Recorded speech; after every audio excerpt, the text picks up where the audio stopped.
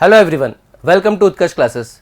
बेटा आज का जो टॉपिक है, आज की इस विशेष कक्षा में जिसलिए आया हूं आपको एक सूचना बताने के लिए कि इस समय WHO ने हेल्थ इमरजेंसी डिक्लेयर किया है फिर से जिस समस्या को, जिसका नाम है एमपॉक्स। इसका नाम है एमपॉक्स। वो बात अलग है कि हम सब इस जानते हैं कि नवंबर 2002 के पहले तक, नवंबर 2022 के पहले तक इस एमपॉक्स को जाना जाता था जिस नाम से, वो था monkey pox.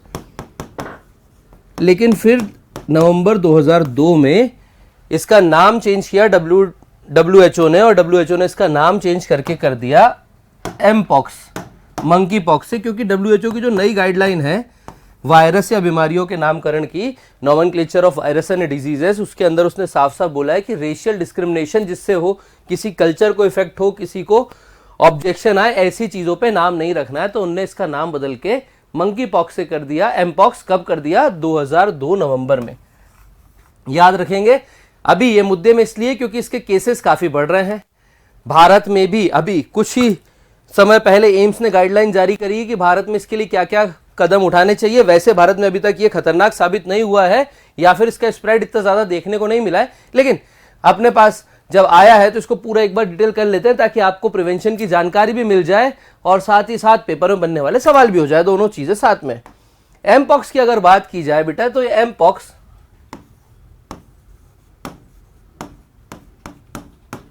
Orthopox virus family का सदस्य है। ऑर्थोपॉक्स वायरस फैमिली का सदस्य है। ये वही ऑर्थोपॉक्स वायरस फैमिली है जिसको पॉक्स विरिडी फैमिली भी कहा जाता है। और इस पॉक्स विरिडी फैमिली या ऑर्थोपॉक्स विरिडी फैमिली का एक वायरस हम पहले भी जानते थे, जो हमको देखा हुआ भाला हुआ वायरस था, दैट इज स्मॉल पॉक्स, जो कि अब भारत से इरेडिकेट हो चुकी है, उन्मूलित हो चुकी है। ये मंकी पॉक्स इसी स्मॉल पॉक्स का चाचा ताऊ मामा बुआ कुछ है, क्योंकि दोनों एक ही परिवार के हैं सदस्य, जिस परिवार को कहते हैं ऑर्थोपॉक्स वायरस फैमिली या पॉक्स विरिडी वायरस फैमिली। ये दोनों एक ही फैमिली से आते हैं। वायरस इस टाइम आपका ये एमपॉक्स इतना ज्यादा चर्चा में क्यों है? क्योंकि एमपॉक्स के नंबर ऑफ केसेस बढ़ते जा रहे हैं और WHO ने, वर्ल्ड हेल्थ ऑर्गेनाइजेशन ने इसको हेल्थ इमरजेंसी डिक्लेयर किया है। एमपॉक्स को पहले भी किया था, फिर जब केसेस कम हो गए, इसको कंट्रोल कर लिया गया तो इसको लिफ्ट कर लिया था, लेकिन वापस से डिक्लेयर किया है। इस टाइम पे ज्यादा खतरनाक इसलिए है क्योंकि इसका एक नया स्ट्रेन आया है, क्लेड 1B। इसका एक नया स्ट्रेन है। जैसे कि हम कोरोना के टाइम पे देख चुके थे alpha, beta, gamma, Omicron, delta, उसके स्ट्रेन थे, वैसे इसका स्ट्रेन का नाम है क्लेड 1B। और ये क्लेड 1B ज्यादा देखने को मिल रहा है डेमोक्रेटिक रिपब्लिक ऑफ कॉन्गो में, या जिसे हम हिंदी में कहते हैं कॉन्गो में। और इसकी डेथ रेट थोड़ी ज्यादा है बाकियों से, लगभग 3%। बाकी नॉर्मली पॉक्स फैमिली के जितने भी बीमारियां होती है सब क्यूरेबल है, ट्रीटेबल है, और ये भी एमपॉक्स भी क्यूरेबल या ट्रीटेबल है, इसमें कोई बड़ी बात नहीं है। और नॉर्मली इसकी डेथ रेट जो निकलती है वो 1.1% से नीचे ही निकलती है, 1 के तो नीचे ही निकलती है हमेशा। लेकिन इसके जो नया स्ट्रेन है क्लेड 1B, इसकी थोड़ी सी ज्यादा निकली है, 3% के आसपास। तो थोड़ा सा घबराहट का मुद्दा बनते जा रहा है, इसीलिए अपन इसके ऊपर अब थोड़ा डिटेल में बात कर रहे हैं। WHO भी हेल्थ इमरजेंसी डिक्लेयर कर चुकी है एमपॉक्स को। एमपॉक्स है क्या? जैसे मैंने आपको पहले बताया, ये उसी फैमिली का वायरस है जिस फैमिली का वायरस कौन था? Small pox. तो इसके बहुत सारे लक्षण भी स्मॉल पॉक्स के जैसे ही हैं, और साथ ही अगर मैं बात करूं तो इसका स्प्रेड भी स्मॉल पॉक्स जैसा है। अगर मैं बात करूं इसका प्रसार की या इसके स्प्रेड की, तो जैसा स्मॉल पॉक्स का होता था लगभग वैसा का वैसा ही है। इसका स्प्रेड का पहला कारण है क्लोज कांटेक्ट। कोई भी अगर व्यक्ति इससे संक्रमित है, कोई इससे बीमार है, उसके निकट संपर्क में जाने से इसके फैलने की संभावना ज्यादा है। निकट संपर्क में जाने से फैलने की संभावना ज्यादा है। या फिर मैं अगर दूसरी भाषा में कहना चाहूं तो फैलने का एक कारण है डायरेक्ट कांटेक्ट, प्रत्यक्ष संपर्क जैसे बॉडी फ्लूइड मतलब जो इसमें छोटे छोटे पिंपल्स हो जाते हैं, अभी आगे बात करेंगे इसके लक्षणों की, उसके डायरेक्ट कांटेक्ट में अगर जाएंगे तो स्प्रेड करेगा। संक्रमित व्यक्ति के सामने जाएंगे, अगर बहुत ज्यादा, जैसे कि हमने बचपन में देखा था कि जिसे देसी भाषा में कहते हैं माता निकली, तो जिस बच्चे को निकलती थी उसको सबसे अलग रखा जाता था, क्योंकि बाकी बच्चे उसके कांटेक्ट में जाएंगे तो इन्फेक्ट हो जाएंगे। तो उस व्यक्ति के क्लोज कांटेक्ट से फैलता है, उसके डायरेक्ट कांटेक्ट से फैलता है, साथ ही साथ बॉडी फ्लूइड से फैलता है। और अगर याद दिया जाए तो फोमाइट मेथड से भी फैलता है। संक्रमित व्यक्ति के उपयोग किए गए कपड़े, तौलिया, इन जैसी चीजों का प्रयोग करना, कंटिमिनेटेड चीजों का प्रयोग करने से भी फैलता है। तो अगर कोई व्यक्ति को इसके लक्षण दिखते हैं तो सबसे पहले उसको आइसोलेट कर देना चाहिए। इसके प्रसार का यही माध्यम है। क्या ये आम वातावरण में, एनवायरमेंट में फैलता है? तो आंसर है नहीं। संक्रमित व्यक्ति के डायरेक्ट कांटेक्ट या क्लोज कांटेक्ट के अलावा इसके फैलने की अभी तक की कोई बात नहीं है। हाँ, क्या कुछ जानवर इसको प्रसारित करते हैं?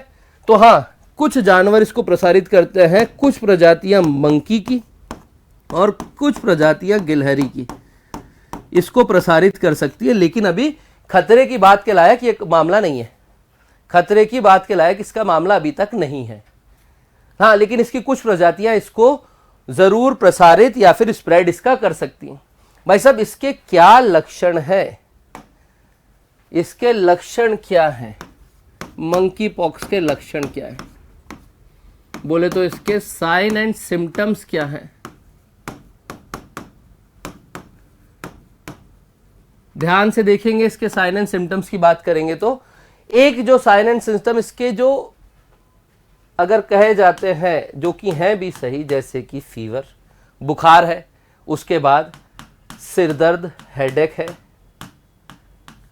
ठीक, कमजोरी है। मैं इस आदमी को परमानेंट ऐसा फील होगा कि यार बहुत कमजोरी है, थका हुआ फील होगा उस व्यक्ति को, ये बहुत कॉमन है। ठीक, मसल एक मांसपेशियों में खिंचाव होगा, कहीं ना कहीं दर्द बना रहेगा, सोर थ्रोट है, मतलब गले में दिक्कत रहेगी,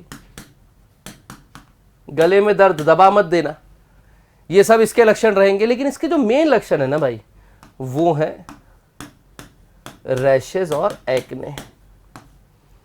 जैसे कि माता निकलती थी तो जो लक्षण देखने को मिलते थे वो ही, एक्ने शब्द अच्छा नहीं रहेगा, पिंपल्स के लिए यूज होता है, ये आप ध्यान से देखो तो ये हाथ पे फपोले आ चुके हैं पूरे, ऐसे ही लक्षण निकलते थे माता में। फीवर आने के 3 से 4 दिन में ये दिखने लगते हैं। शुरुआती लक्षण होता है फीवर, फिर होता है आपका बैक पेन, सर दर्द, ये आदमी बुखार, सर्दी खांसी बुखार जैसे सिम्टम आएंगे, सर्दी नहीं होती है, बाकी सिम्टम आएंगे, लेकिन धीरे धीरे धीरे पूरे बॉडी में ये बनने लग जाएंगे। और जो फैलता है वो इसी के डायरेक्ट कॉन्टेक्ट से फैलता है, क्योंकि ये आप जिस भी व्यक्ति के डायरेक्ट कॉन्टेक्ट में हो, अगर वो संक्रमित है, अगर आपने उसका तौलिया यूज किया तो उस तौलिए में इसका बॉडी फ्लूइड आ गया साफ करने से, आप भी संक्रमित हो जाओगे। अगर आप उस व्यक्ति के डायरेक्ट कॉन्टेक्ट में गले लगाए हो तो संक्रमित होने के चांसेस ज्यादा हैं। सेक्सुअल इंटरेक्शन है तो और ज्यादा है। तो डायरेक्ट कॉन्टेक्ट से ही फैलता है और ये इसके मेन लक्षण है। ये हमको स्मॉल पॉक्स में, चिकन पॉक्स में भी देखने को मिलते हैं ऐसे ही लक्षण। स्मॉल पॉक्स और चिकन पॉक्स में भी यही लक्षण हमको देखने को मिलते हैं। ठीक, कैसे इसको अवॉइड कर सकते हैं, क्या क्या बचाव करना चाहिए?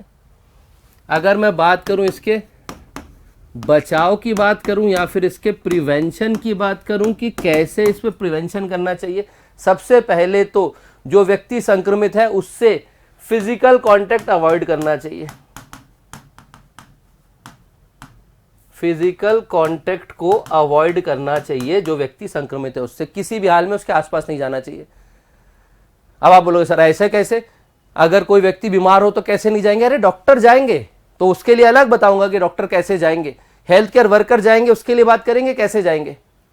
लेकिन डायरेक्ट कांटेक्ट एक बीमार व्यक्ति से अवॉइड करना चाहिए। घर में अगर किसी को ऐसे लक्षण हो तो सबसे पहले आपने पास के primary health centre, community health centre, district hospital दिखाना चाहिए सबसे पहले। अगर कोई व्यक्ति संक्रमित है तो संक्रमित व्यक्ति के यूज्ड मटेरियल जैसे तौलिया हो गया, कपड़े हो गया, एक थाली में खाना खाना, इन सबको अवॉइड करना चाहिए, एकदम दूर। ये व्यक्ति के द्वारा, संक्रमित व्यक्ति के द्वारा जितना भी चीजें यूज की गई हैं, जितनी भी वस्तुएं उसके द्वारा यूज की गई हैं, वो सब हो चुकी है संक्रमित वस्तु। इन संक्रमित वस्तुओं का सही तरीके से डिस्पोजल करना चाहिए, संक्रमित व्यक्तियों का सही तरीके से निस्तारण करना चाहिए।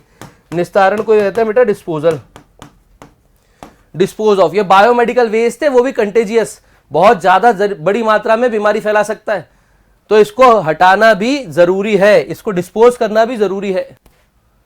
ठीक, इसको समय पर डिस्पोज करना है, वो भी वैज्ञानिक तरीके से, वो भी बायोमेडिकल वेस्ट की कैटेगरी मानकर। ये इसके बचाव के तरीके हैं। अब बात आती है क्या ये बीमारी ट्रीटेबल है? आंसर है यस, ये बीमारी ट्रीटेबल है, इसका क्योर किया जा सकता है। मैक्सिमम केसेस जो होते हैं आसानी से क्योर किए जाते हैं, आसानी से क्योर किए जाते हैं इसके केसेस, इसमें कोई टेंशन की बात नहीं है।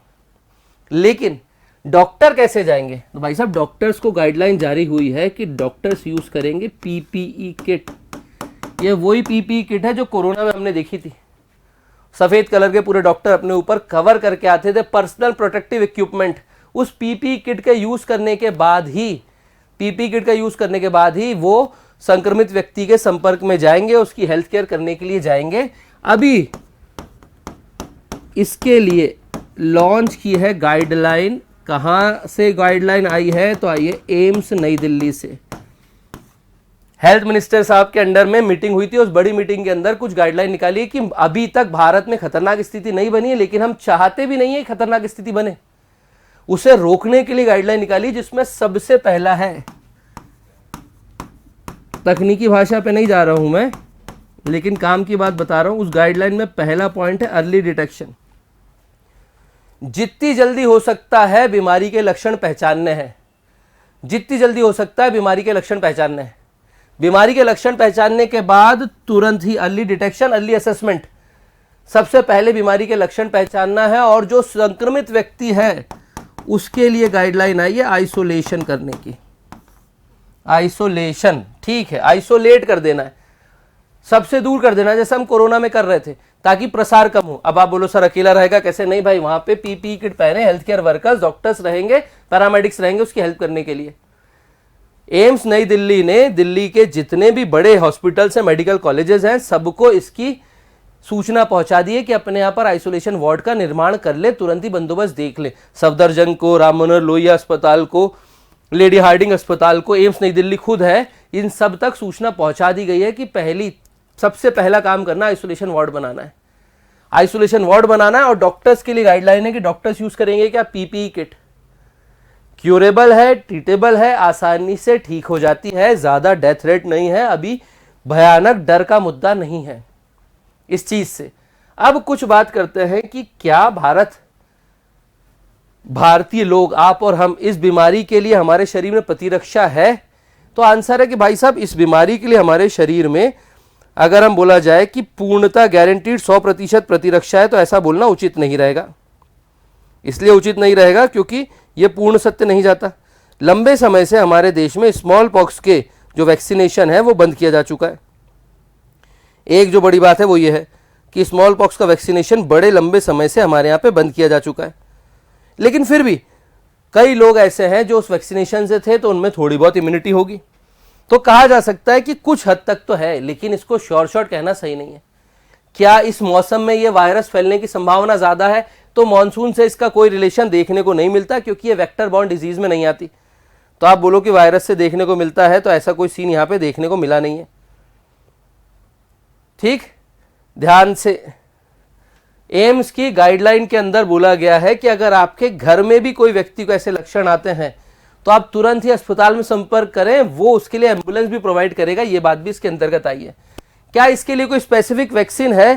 तो आंसर इसके लिए स्पेसिफिक वैक्सीन नहीं है अभी तक तो, और ना ही इसके लिए मास वैक्सीनेशन ड्राइव चलाने का, या फिर जिसे हम कहते हैं कोरोना में हमने जो चलाई थी वैसी वैक्सीनेशन ड्राइव का कोई सीन यहाँ पे बन के अभी तक निकल के आया है। लेकिन हाँ, कुछ स्मॉल पॉक्स की पुरानी वैक्सीन है जिसको WHO रिकमेंड कर रहा है कि अगर किसी देश में स्थिति बन सकती है तो यूज करें अपने लिए। पेपर में बनने वाले सवाल तो देखे ही देखे, लेकिन अपने लिए इस टाइम करने की क्या जरूरत है? इस टाइम सिर्फ 2-3 चीजें करने की जरूरत है। सजगता, अवेयरनेस, पहली चीज अपने खुद के स्वास्थ्य के प्रति और अपने मित्रों के, अपने परिवार के लोगों के स्वास्थ्य के प्रति सजग हो जाए। अगर बुखार, सर दर्द, बॉडी एक, मसल एक, मतलब पेन भयंकर वाला, अगर ऐसे कोई सिम्टम देखने को मिलते हैं तो तुरंत अपने पास के नजदीकी अस्पताल पर संपर्क करें। जिस व्यक्ति को ये दिखते हैं सिम्टम, वो व्यक्ति अपने आप को थोड़ा सा आइसोलेट करे, घर में एक कमरे में रहे, एक आध आदमी उसकी केयर में लगा रहे जो बाकी सबके संपर्क में ना रहे, क्योंकि बुखार आने के 2 से 3 दिन के अंदर ये दाने निकलना चालू होते हैं जो हमें दृश्य होते हैं। तो अगर वो 2-3 दिन अलग रह लेता है और दाने नहीं निकलते तो हम समझ जाएंगे नॉर्मल ही हमारा वायरस का है, जो फ्लू जिसे कहते हैं, फ्लू जैसे ही सिम्टम तो है भाई, बुखार भी आ रहा है, सर दर्द हो रहा है, मसल एक हो रहा है, सोर थ्रोट हो रहा है, गला खराब हो रहा है, वही सिम्टम है। अगर ये दाने नहीं निकलते हैं, ये रशेज नहीं होते हैं, तो हम बोल देंगे कि भाई क्या था, नॉर्मल फ्लू था, इन्फ्लुएंजा था, ठीक हो गया। लेकिन अगर निकलता है तो कम से कम एक व्यक्ति या 2 व्यक्ति संक्रमित होंगे, बाकी नहीं होंगे। और अगर जैसे ही डॉक्टर बोलता है कि अगर आप पॉजिटिव हो, तो आप डॉक्टर की हिदायत के अनुसार, उसके डायरेक्शन के अनुसार काम करें। आइसोलेशन सबसे अच्छा तरीका है बेटा, आइसोलेट हो, दवाई गोली ले जो प्रॉपर दी जा रही है, और ये ठीक हो जाती है। हम सब ने बचपन में देखा था, कई बच्चों को बचपन में वो शरीर के ऊपर रैशेस, छोटे छोटे छाले फपोले जिसे कहते आ जाते हैं, उसे माता जी कहा जाता है देसी भाषा में, अपने मालवा निमाड़ में, बघेलखंड बुंदेलखंड में, इस पूरे मध्य प्रदेश में यही नाम से जानते हैं उसको।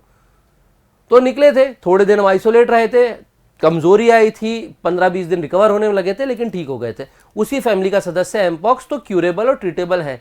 लेकिन अगर सही समय पे डॉक्टरी जानकारी नहीं प्राप्त की गई, डॉक्टर का इलाज प्राप्त नहीं किया गया, तो बीमारी बिगड़ सकती है। तो हमारे लिए इस टाइम पे एक ही चीज इंपॉर्टेंट है, जो है सजगता, अवेयरनेस, अपने लिए भी, अपनी फैमिली के लिए भी। बाकी अपना स्वास्थ्य का ख्याल रखें, प्रॉपर दिनचर्या, डेली लाइफस्टाइल का फॉलो करें, योगा को अपने उसमें शामिल करें जीवन शैली में, ताकि इम्यूनिटी पावर बूस्ट हो, और हमेशा इम्यूनिटी पावर बूस्ट रहती है तो हम हमेशा स्वस्थ रहते हैं। ठीक, इसी के साथ आज की इस स्पेशल कक्षा को विराम देते हैं। होती है मुलाकात बेटा अपनी अगली कक्षा में, तब तक के लिए जय हिंद, जय भारत।